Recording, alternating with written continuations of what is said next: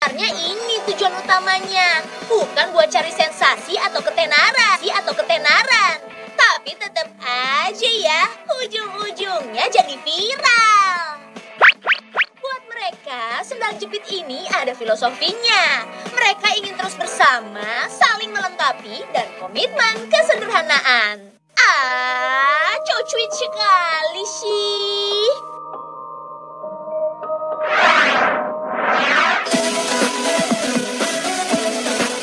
Mahar itu syarat yang wajib ada di dalam pernikahan Islam. Kalau nggak ada mahar, bisa-bisa pernikahannya nggak sah. Biasanya mahar itu berupa uang atau seperangkat alat sholat. Tapi ada juga loh yang maharnya bukan berupa barang, kayak yang satu ini.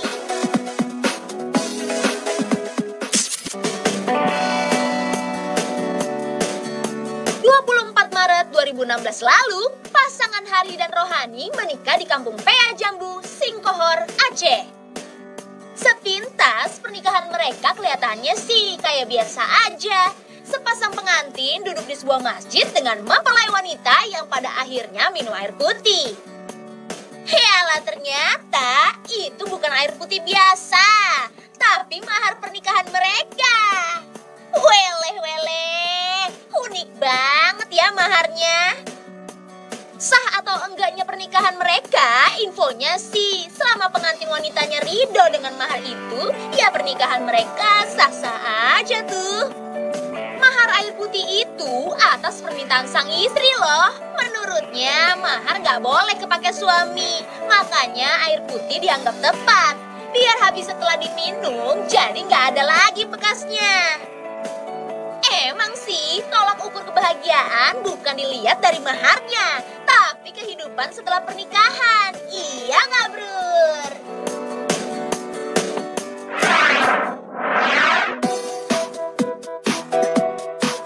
Pemberian mahar itu emang bukan berdasarkan keputusan satu pihak, tapi udah pasti kesepakatan kedua mempelai dan keluarganya. Malahan, di beberapa daerah, mahar itu jadi bagian pergelaran adat dan budaya, termasuk suku Bugis di Bone, Sulawesi Selatan.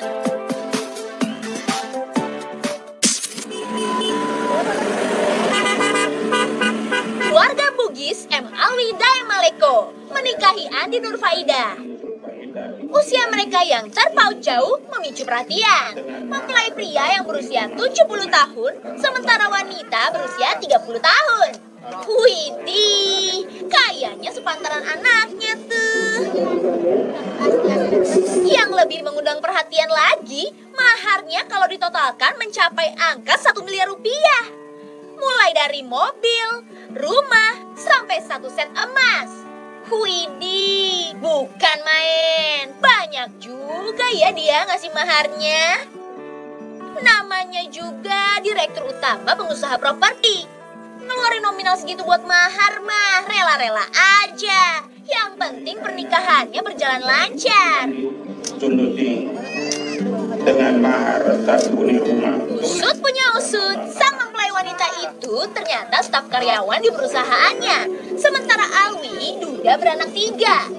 Ya, apapun itu latar belakangnya, semoga bahagia selalu ya kalian berdua.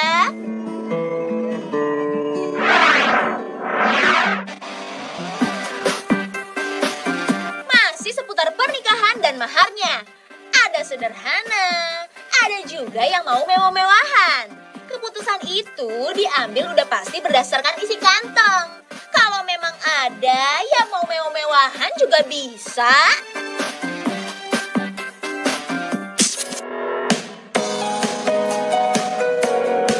Sepasang pengantin melangsungkan pernikahan di Bantul, Yogyakarta pada Oktober 2017 lalu. Idung Ace menikahi Anissa Diah Siswantari. Bukan uang ataupun seperangkat alat sholat, mahar yang diberikan justru saham. Kodenya SIDO. Itu nama dagang perusahaan jamu terbesar di Indonesia. Mau tahu nggak berapa jumlahnya? 50 lembar dengan nominal 27,75 juta. Si mempelai pria memilih saham sebagai mahar karena dianggap menguntungkan. Ya jelas lah, sang istri senang-senang aja dapat saham. Itu dinilai sebagai bentuk keseriusan suami terhadapnya.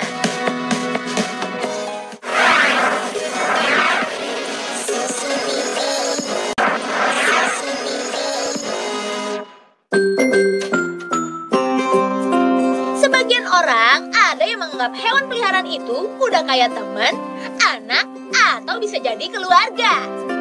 Kalau pengen jalan-jalan tapi nggak ada teman, yang diajak ya hewan peliharaan.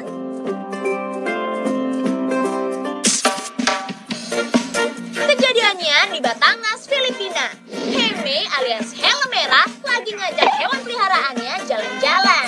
Gak tanggung-tanggung, 3 anjingnya diajak semua naik motor keliling-keliling di jalanan. Widih, ketiga anjingnya menikmati banget tuh kayaknya diajak jalan-jalan sama pemilik. Yang satu berdiri gagah di atas tang, 2 lainnya dibonceng di belakang. Anteng banget mereka, gak ada yang coba lari atau turun dari kendaraan. Good job!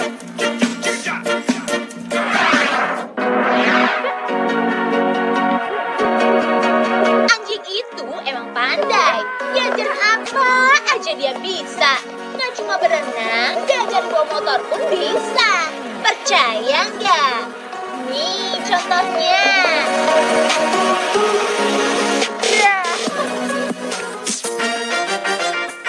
Namanya Sydney, jenisnya Golden Retriever. Dia punya julukan berpantat bensin. Kenapa disebut itu? Soalnya dia hobi jalan-jalan naik motor. Bukan dia loh yang dibonceng, tapi dia yang nyetirnya. Jago banget kan? Soalnya dia udah mulai dikenalkan sama motor sejak kecil. Diajarin sedikit demi sedikit buat nyetir. Dari awalnya dia yang dibonceng, sampai akhirnya pemiliknya lah yang dibonceng. Duh, pandai sekali sih kamu Sydney.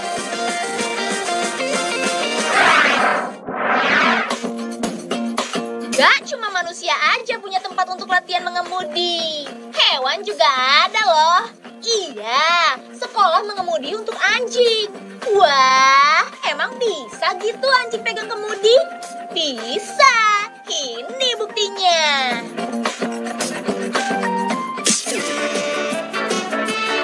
Kejadiannya di Auckland, Selandia Baru. Namanya Monte, anjing pertama yang bisa nyetir mobil. Dia jebolan dari sekolah mengemudi. Cuma perlu waktu 2 bulan aja buat latihan. Dia pun udah bisa ganti gigi, pegang, dan atur kemudi. Berawal dari mobil kontrol tiruan sampai akhirnya pakai mobil beneran.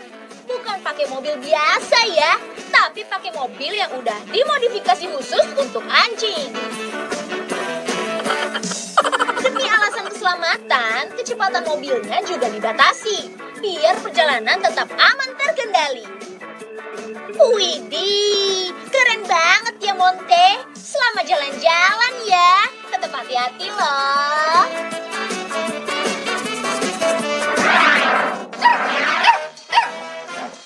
Anjing menggonggong itu udah biasa. Kalau anjing nyanyi, apalagi sambil main piano, itu baru luar biasa. Manusia aja belum tentu loh pada bisa.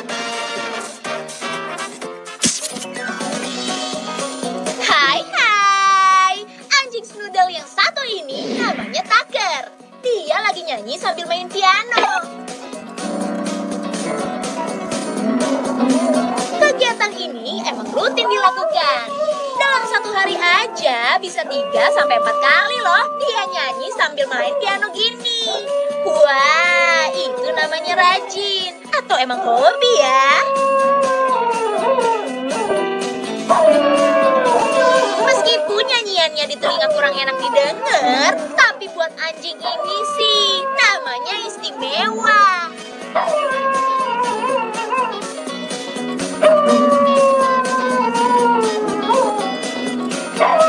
Selamat berlatih ya Tucker. Siapa tahu lama-lama kamu bisa jadi penyanyi dan pemain piano yang handal.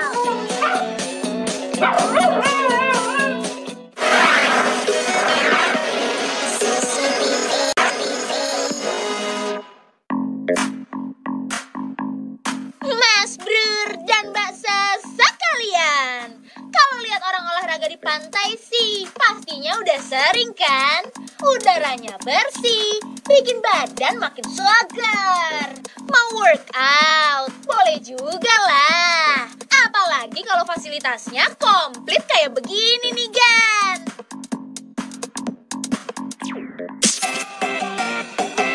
Nah, kalau di Santa Monica Beach di California, Amerika, yang workout lain dari biasanya, Mas Bro.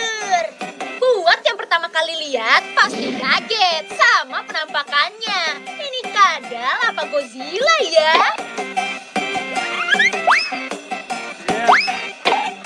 Duh, lincah banget, muter-muter di atas bar. Berasa kayak nonton sirkus keliling aja nih jadinya.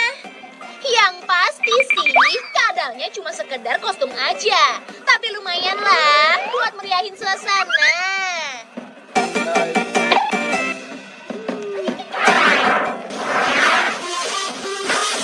Buat para pecinta olahraga parkour, kurang afdol kalau belum menguasai gerakan backflip nih, Mas Bro. Gerakan memutar 360 derajat ke belakang dengan posisi berdiri. Buat variasi sih, ada macam-macam gaya bisa dilakukan. Mau lihat yang ajib? Nih, kudu simak yang berikut ini nih, guys.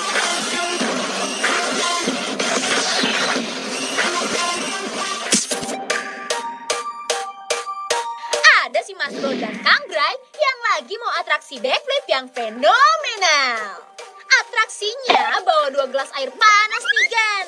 Bukan buat bikin kopi ya, tapi dilemparkan bersamaan saat mereka melakukan gerakan.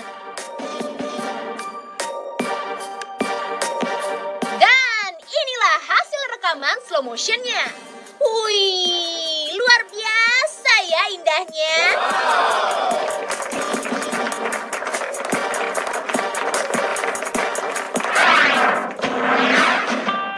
Biasanya kalau ke kantor polisi, ketemunya ya sama bapak-bapak petugas atau ibu-ibu polwan. Atau kadang ketemu juga nih sama para oknum penjahat pas lagi habis ditangkap. Iya kan? Tapi kalau saat ke kantor polisi, malah didatengin ular. Ini kantor polisi apa kebun binatang sini kira-kira?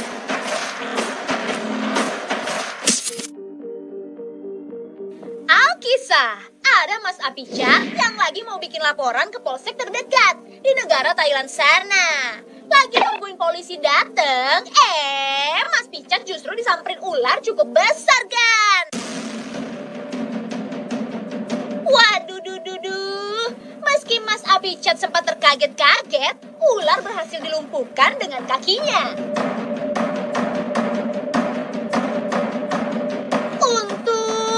Apicat bukan lelaki penakut, kan? Ular ditangkap dan dibuang sejauh-jauhnya.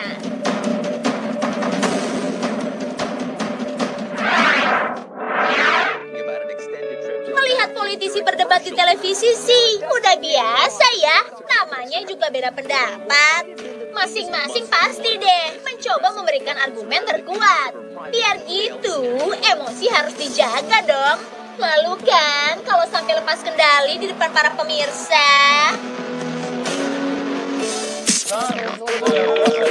Alkisah, di negara Ukraina, acara debat anggota parlemen disiarkan secara langsung di sebuah televisi nasional tuh. Sepertinya suasana mulai memanas. Pak Oleg Barna terlihat mulai habis kesabarannya. Tak diduga. Pak Oleg melayangkan boga mentah ke wajah Om Yuri Levchenko lawan debatnya.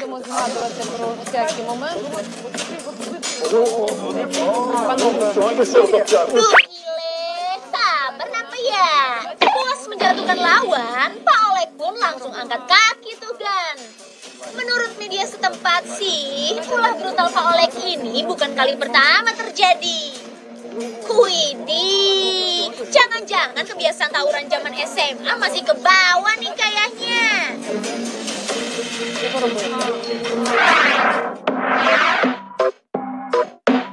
Mas Bro dan Mbak Ses sekalian, kalau lagi isi bensin di pom, pasti nih ada aja kelakuan ajaib dari para pemilik kendaraan. Mulai dari yang suka lepasin selang, sampai ada juga nih yang suka maksain narik-narik selang padahal tangki bensinnya jelas terbalik posisinya.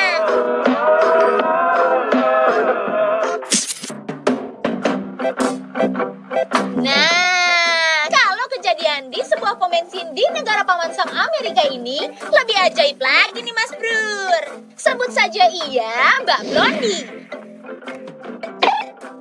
Si Mbak nampak kebingungan saat nyari letak tangki bensin mobil yang dipakainya. Muter-muter cari sana sini, gak ketemu juga. Walah, sampai minggu depan juga gak bakal ketemu ya kan? Lawong mobilnya kan, mobil elektrik yang pakai baterai tuh. Bukannya ngasih tahu, pengendara mobil di belakangnya justru sibuk ketawain mulu.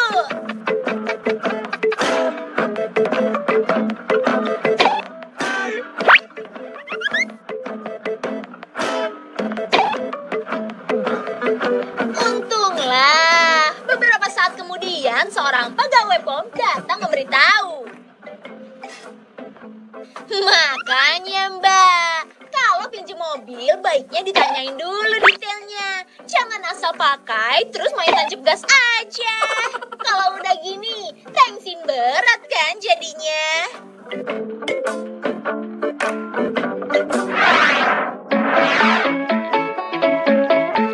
Mas Brur dan Mbak Ses, pernah nggak nemuin kejadian si kecil terjebak di pagar saat akan kabur main di luar?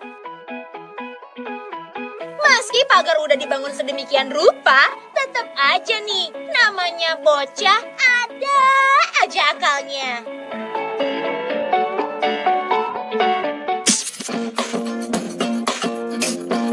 Nah, kalau kejadian di Caribou Regional District di Kanada ini beda.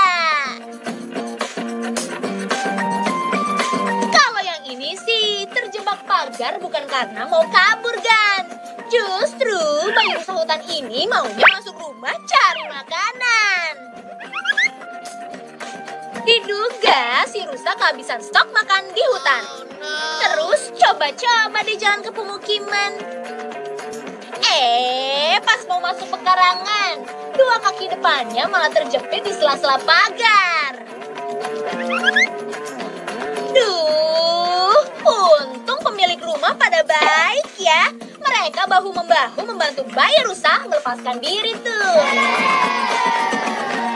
Nah, giliran udah lepas, Imus kok malah bengong gitu ya? Kayaknya sih si bayi rusa malang ini masih trauma.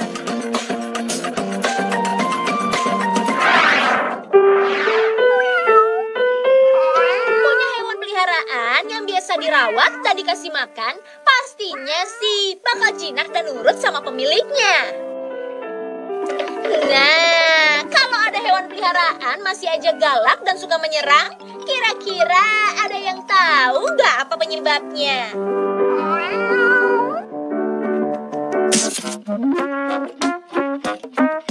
Peristiwa ini terjadi di Ohio, Amerika. Kenalin nih Mbak Ses, ada Bu Cengung, ibu-ibu bercelana ungu. Bu Cengung yang kesiangan bangun buru-buru mau kasih makan ayam-ayam peliharaannya tuh. Ayam-ayam yang kelaparan tampak mulai kesal. Mereka pun mulai menyerang. Duh, ternyata ayam bisa baper juga ya. No. Hayo Yam, jangan nakal ah. Entar dijadiin ayam geprek baru dia tahu rasa.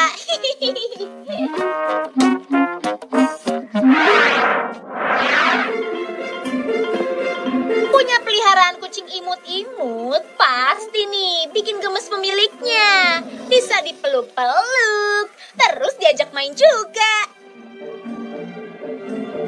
Apalagi kalau udah ada mau. Duh, rasanya luluh kalau udah ditata penuh arti gitu.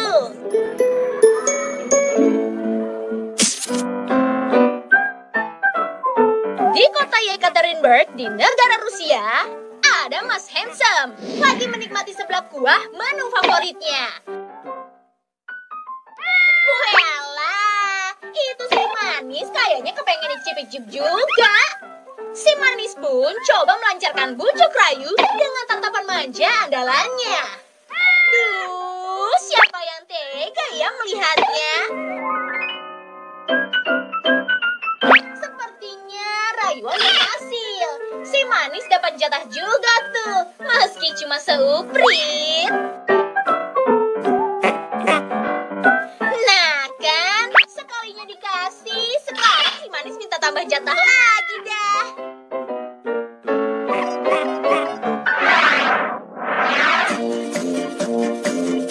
Buat sebagian kaum hawa, penampilan adalah hal yang utama. Apalagi kalau kerjanya kudu ketemu banyak orang nih, Gan. Kalau udah touch up, wih, sampai lupa waktu. Biar kata ada hujan badai, gak bakal deh tuh peduli sama sekelilingnya.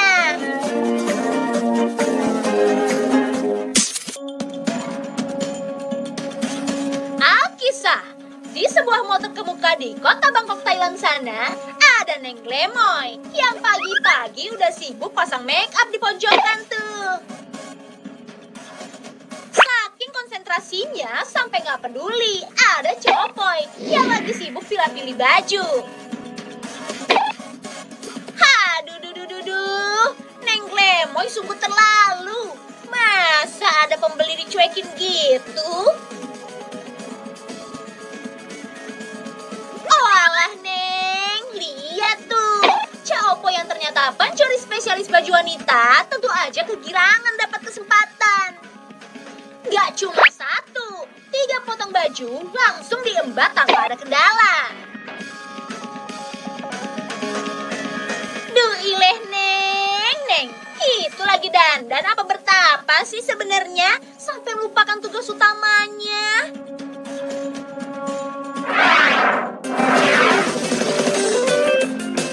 Mas Brur dan Mbak Ses, jelang hari raya Natal pasti dong rumah dihias dengan meriah. Bahkan banyak nih yang tak segan-segan merogoh kocek dalam-dalam supaya keceriaan Natal betul-betul dirasakan, Gan.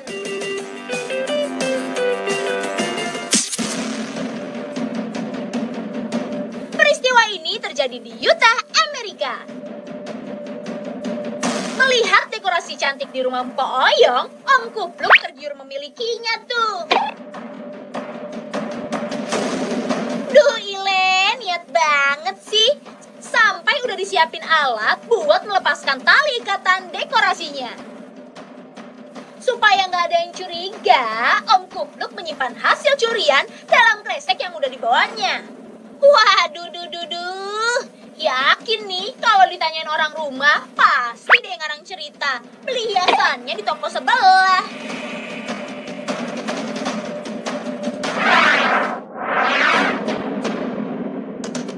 Mas Brur dan Mbak Ses, sebelum bencana datang, biasanya sudah ada tanda-tanda agar kita bersiap dan waspada. Sebaiknya sih segera cari tempat berlindung yang aman. Bukan malah bertahan, apalagi menjadikannya tontonan, Gan.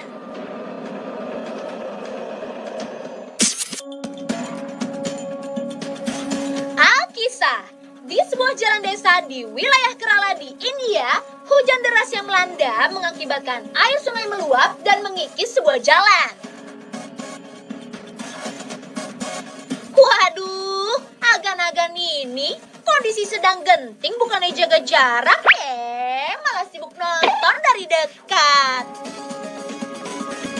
Kalau sampai luapan air sungai semakin deras, bisa aja kan jalanan amblas tak tersisa. Gimana Datu kalau gitu kejadiannya?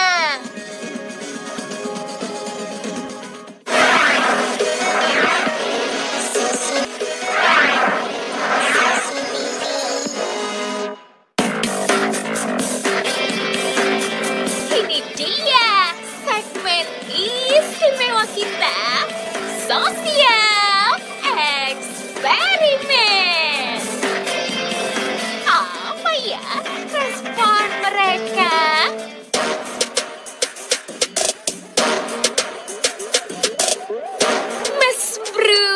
bukan Mbak Ses pernah nolong orang di jalanan yang lagi kesusahan?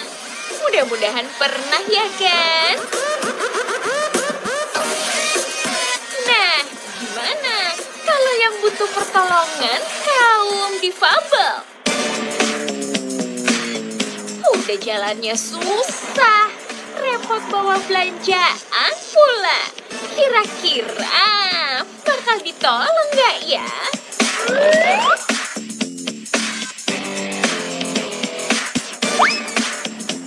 Dalam percobaan ini, kita nugasin Mas Moko. Dan lokasi percobaan kali ini di kawasan pedestrian Kota Solong.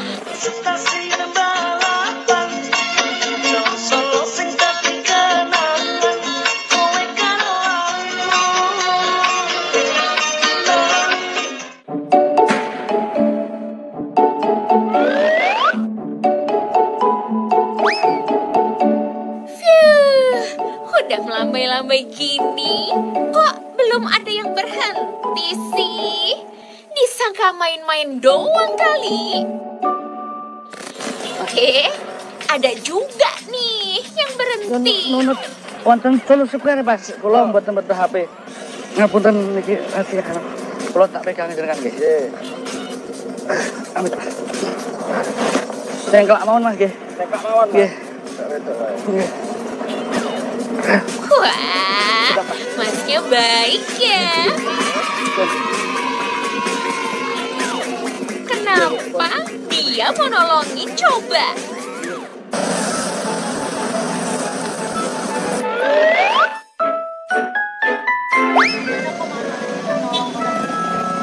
Nah, Caca toh Mbak, iya meneh.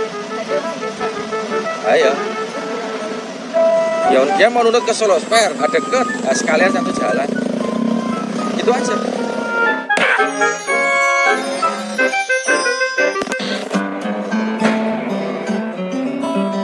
Gimana dengan subjek berikutnya? Mas.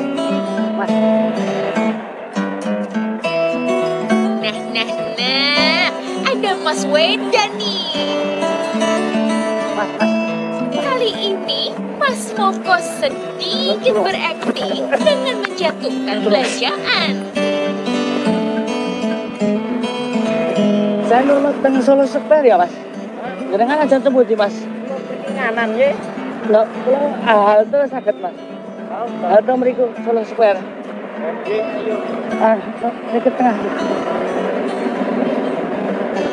Jangan mboten napa-napa to. Ngeteke kula sekedhik. Nggih.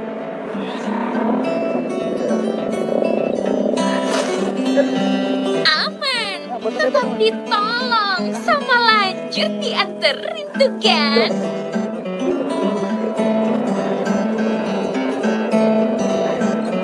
Matur suwun Mas. Dari Trans 7 untuk sosial eksperimen. Oh, Matur suwun. ya itu. Minta tolong, minta dianterin ke halte gitu. Ya kan kasihan aja sih, Mbak. Kan jarang-jarang ada orang yang mau nolongin gitu. Wah, Mas Weda berhati mulia. Semoga dibalas sama Yang Kuasa.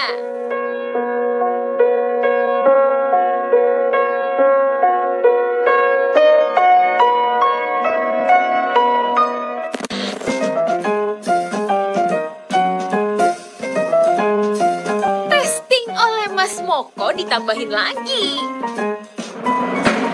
Mas.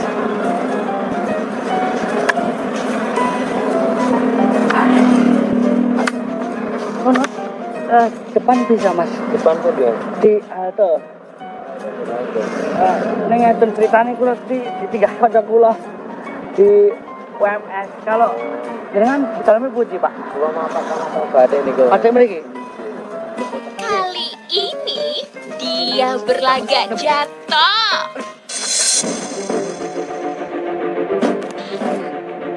Waduh, acting yang sempurna dengan respon yang sempurna pula.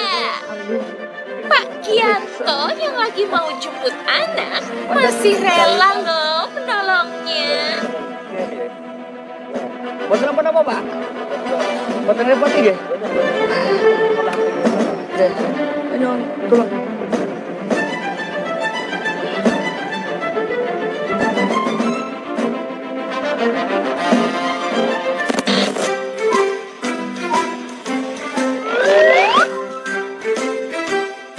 Ya cuma menolong Mas ini kan kasihan kan, barang kan kita sesama manusia kan harus saling tolong lah.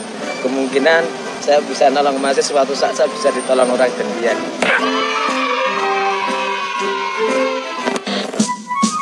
Aduh kan, baik-baik banget ya orang-orang di sini.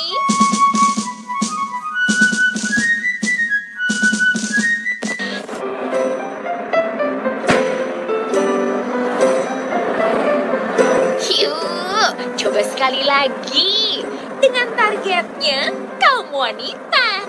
Kira-kira mau nolongin gak ya?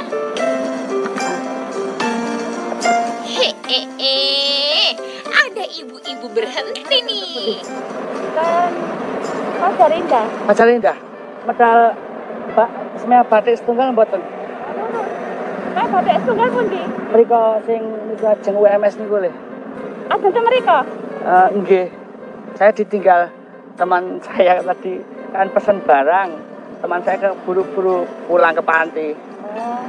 Jenengan ajeng anu. Nggih, nusul lah melampah saking Purwosari pun.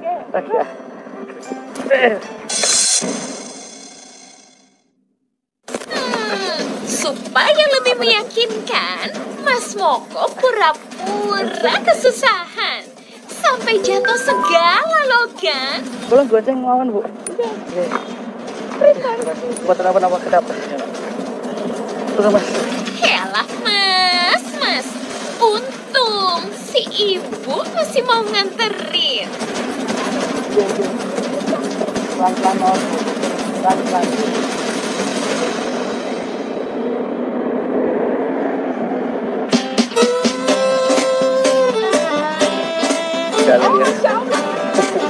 Sebenarnya saya nggak ngelewatin, cuma nggak tega aja gitu, cuma ya gimana saya agak ini bener nggak gitu, tapi ya apa walam lah saya bilang gitu, kalau misalnya ini nanti ya saya anterin. Sebenarnya ngelewatin, emang nggak ngelewatin, cuma kasihan bapaknya aja. Nah, intinya semua subjek percobaan kita rela membantu pada sesama. Meski dites dengan kondisi beda-beda, responnya tetap sama. Hebat! Apakah respon macam ini bisa dianalisa ya? Ketika difabel itu kan otomatis kita merasa bahwa oh dia pasti akan membutuhkan pertolongan. Kita kan mesti lihat fisiknya terlebih dahulu. Kita lihat fisiknya terlebih dahulu dan kita lihat oh rasional nih, dia memang butuh banget nih. Akhirnya kita tuh akan cenderung lebih menolong orang yang difabel itu daripada yang tidak. Kalau di Solo sendiri itu memang difabel itu sangat diperhatikan dan juga memang banyak. Di sini ada BBRSPD Balai Rehabilitasi Bina Daksa, lalu juga ada sekolah untuk anak-anak yang difabel, sehingga orang-orang Solo itu akan cenderung untuk menolong untuk orang-orang difabel karena banyak orang yang difabel juga di sini.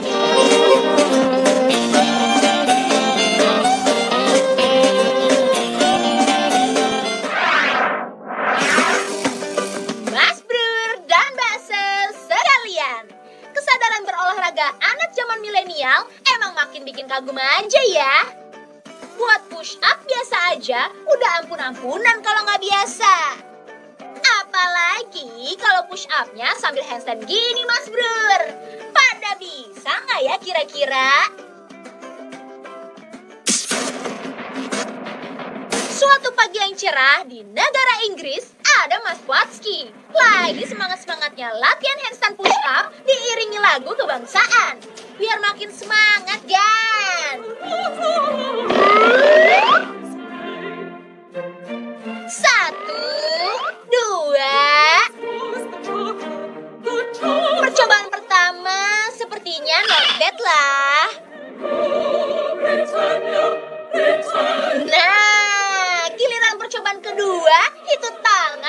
gemeteran ya. Baru juga hitungan pertama, badan Matwaski hilang keseimbangan dan terjatuh.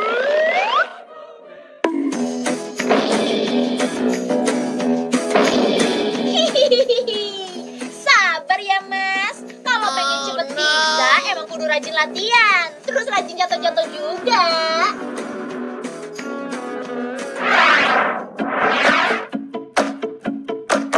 Namanya anak-anak paling seneng nih kalau main lompat-lompatan sama temennya.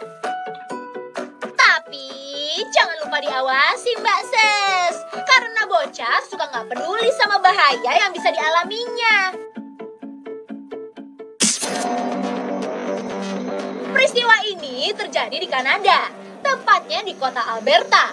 Ada John, Matt, dan Dewey lagi seru-seruan main trampolin di halaman. Aduh Gan, kalau bocah udah cukup besar kayak gini pasti deh kalau main suka lupa sama aturan. Kalau lompatnya ketinggian, yang ada kalau nggak jatuh ya kayak gini ini nih Gan.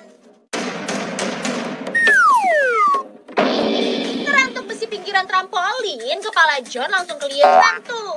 Sidik-sidik dan panik. Duh, semoga aja si John apa ya pemirsa?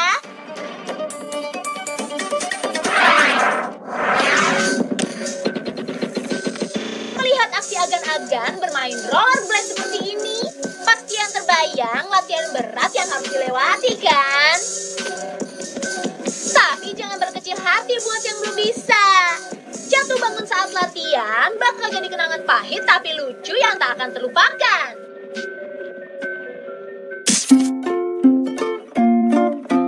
Seperti kejadian di negara Spanyol ini nih Mas Brur. Dua orang remaja cewek, sebut aja si Inces dan Ulala. Baru punya rollerblade, mereka memutuskan latihan di tempat yang gak banyak orangnya.